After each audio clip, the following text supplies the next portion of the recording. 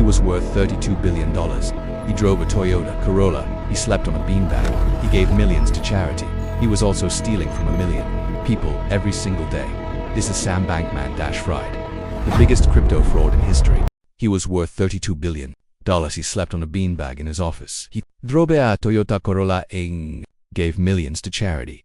He was going to save the world. He was also stealing from everyone who trusted him every single day. This is Sam Bankman-Fried and the collapse of FTX, the most catastrophic fraud of cryptocurrency world has ever seen. His name sounds like a fictional villain. Sam Bankman-Fried, but he was very real. Born in 1992 in California, son of two Stanford law professors, brilliant, eccentric, obsessive. He studied physics at MIT. But he discovered something more interesting: the gap between what things are worth in different markets. In 2017, he noticed that Bitcoin was selling for 17% more in Japan than in America. He borrowed money, bought Bitcoin in America, sold it in Japan, pocketed the difference. In 1 month, he made millions. He was 25 years old. In 2019, Sam Bankman-Fried founded FTX, a cryptocurrency exchange. Grew at a speed the financial world had never seen. Within 2 years, valued at $32 billion.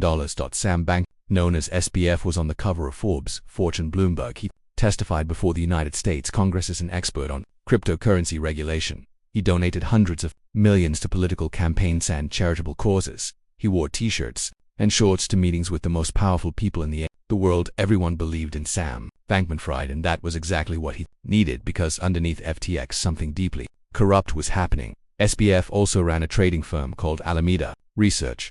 On paper, FTX Alameda were separate companies. In reality, they were one operation. When customers deposited money into FTX, that money was supposed to stay safe. Instead, SBF was secretly sending billions of customer funds to Alameda Research. Alameda would use that money to make risky bets. When the bets worked, SBF kept the profits. When the bets failed, losses were hidden, and customer money quietly disappeared. By 2022, Alameda had borrowed over $10 billion of customer funds from FTX. $10 billion that customers thought was sitting safely in their accounts, that was actually gone. SBF also used customer money for other things. He bought 35 luxury properties in the Bahamas worth $300 million.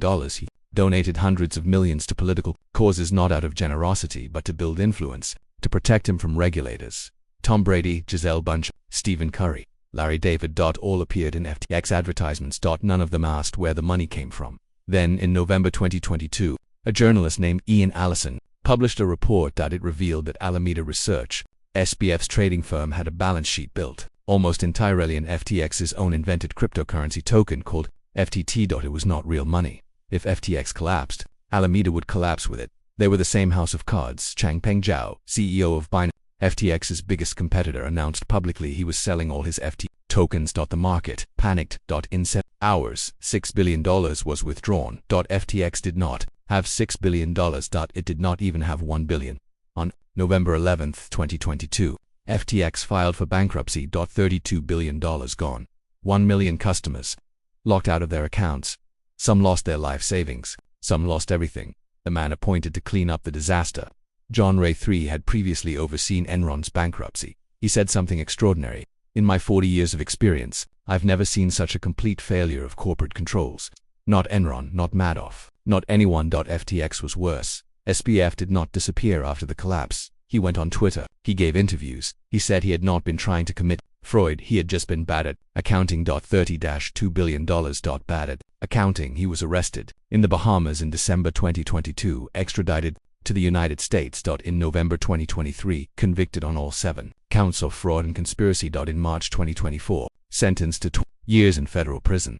He was 32 years old. So what is the real lesson of FTX? Sam Bankman-Fried understood something every great fraudster understands. Trust is not earned by being honest. Trust is earned by looking the part.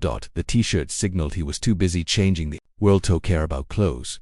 The Toyota signaled he was too humble to spend money on to himself. The charity signaled his only motivation was to do good. Every single signal was designed. Every single signal was a lie. The image of Sam Bankman-Fried was the most sophisticated product FTX ever created, and it worked on venture capitalists, politicians, regulators, celebrities, and 1 million ordinary people who just wanted to believe someone this good not possibly be this bad.